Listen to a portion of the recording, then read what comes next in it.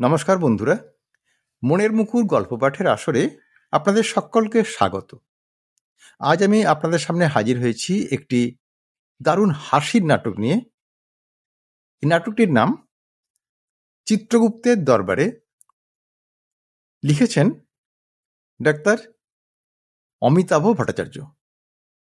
আর এই নাটকটি একেবারে পিওরলি এন্টারটেনমেন্টের জন্য আপনারা নেবেন। তাহলে শুরু করছি আমাদের আজকের নাটক চিত্রগুপ্তের দরবারে। এই নাটকের দুটি চরিত্র, বদন এবং মদন। এই বদন এবং মদন দুজনেই মারা গেছেন এবং তারপর তারা হাজির হয়েছেন চিত্রগুপ্তের দরবারে। তো সেখানে গিয়ে প্রথম বদনের বক্তব্য। ডিসগাস্টিং! 3 ঘন্টা ঠাই বসে আছি, এখনো ডাক পড়ল না। চিত্রগুপ্ত কি ঘুমোচ্ছে নাকি? ঘুমোবার সময় কোথায় বলুন?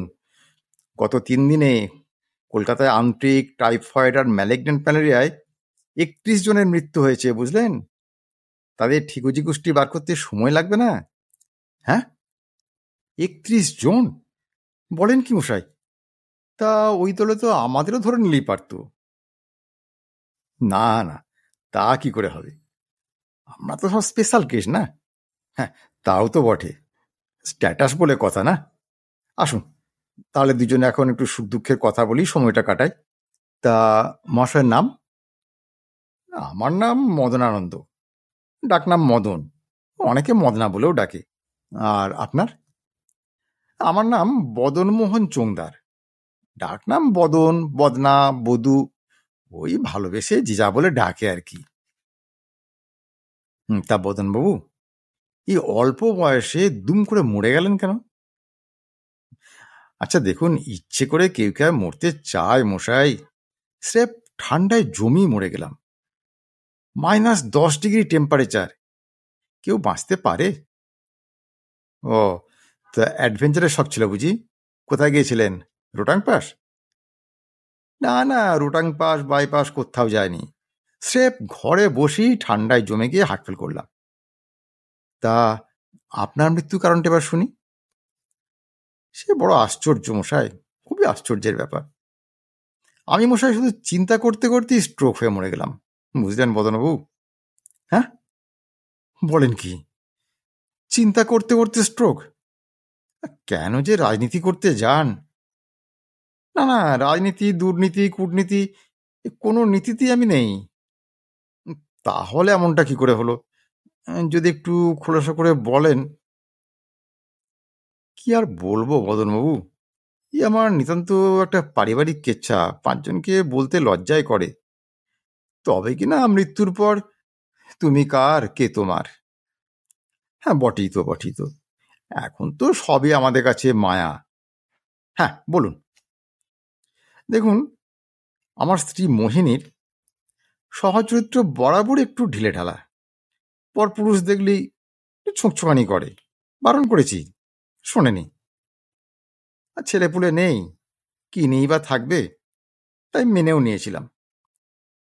কিন্তু গত কয়েক মাস ধরে ও এমন বাড়াবাড়ি শুরু করেছিল যে মাথা ঠিক রাখাই আমার দায় হয়ে উঠেছিল, বুঝলেন? হ্যাঁ, সেটা ঠিকই, জানেন মনু, এই লুজ ক্যারেক্টার মেয়েদের আমিও ভীষণ ডিসলাইক করি। হ্যাঁ, তারপরে কি হলো? তারপর হঠাৎ এক সাধু বাবার আগমন হলো আমার বাড়িতে। প্রথমে আমার উপস্থিতিতে, শেষে অনুপস্থিতি ঘন্টার পর ঘন্টা তিনি আমার স্ত্রীকে বশীকরণ বিদ্যার শিক্ষা দিতে লাগলেন। ড্রয়িং রুম পার হয়ে বেডরুমেও শিক্ষাদান পর্ব চলতে লাগলো। কাহা তো কার সহ্য করা যায় মশাই? স্ত্রীকে ওয়ার্নিং দিলাম, না, কোনো ফল হলো না।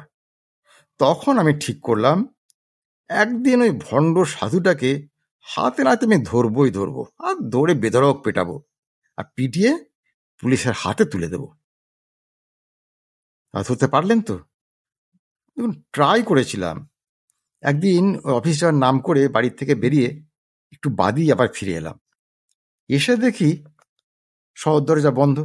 ডুপ্লিকেট চাবি দিয়ে দরজা খুলে দেখি বেডরুমের দরজা বন্ধ, আর ওই দরজার সামনে ওই হারামজাদার পাদুকা জোড়া।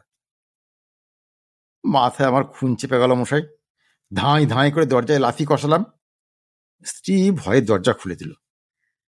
ঘরে ঢুকে দেখি সাধুর আলখাল্লা, ফলস, গোঁপদারি সব আমার বিছানায়, কিন্তু সাধু বাবা জীবন্ত ভ্যানিশ। খাটের নিচে, বিছানায়, বাথরুমে, এমনকি কমোডের ঢাকনাটা খুলে পর্যন্ত আমি ভণ্ডটাকে খুঁজলাম। জানলায় লোহার গ্রিল, ঢোকা বা বেরোনোর একটি দরজা। তাহলে বেটা মুহূর্তের মধ্যে গেল কোথায়? তা খুঁজে খুঁজে ক্লান্ত হয়ে আমি বিছানাতেই বসে পড়ি।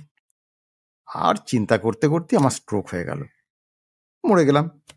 তারপর এখানে এসে আপনার দর্শন লাভ করি। হারামজাদা, যখন সবই খুঁজলে তখন ফ্রিজের ভেতরটা বাকি রাখলে কেন? তোমার ভয় তো আমি ওখানেই সেঁধিয়েছিলাম।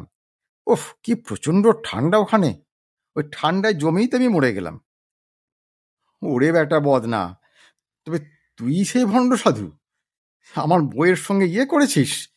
ভেবেছিস মরে গিয়ে বাঁচবি? আয়, এবার তোর বাপের বিয়ে দেখায়। আয় আয় দেখি, আজ তোরই একদিন কি আমারই একদিন, দেখাচ্ছি মজাটা। আজকের গল্প তাহলে এখানেই শেষ করছি। গল্পটি কেমন লাগলো তা কমেন্ট করে জানাবেন। আর যদি ভালো লাগে তাহলে একটা লাইক দেবেন ও গল্পটি শেয়ার করবেন। আর যদি মনের মুকুর চ্যানেলটি এখনও সাবস্ক্রাইব না করে থাকেন তাহলে এখনই সাবস্ক্রাইব করে দিন। আজ তাহলে আসি বন্ধু, খুব শিগগিরই আবার হাজির হব এরকম একটি সুন্দর গল্পের ভিডিও নিয়ে। ততক্ষণ সবাই খুব ভালো থাকুন, সুস্থ থাকুন, আনন্দে থাকুন। নমস্কার।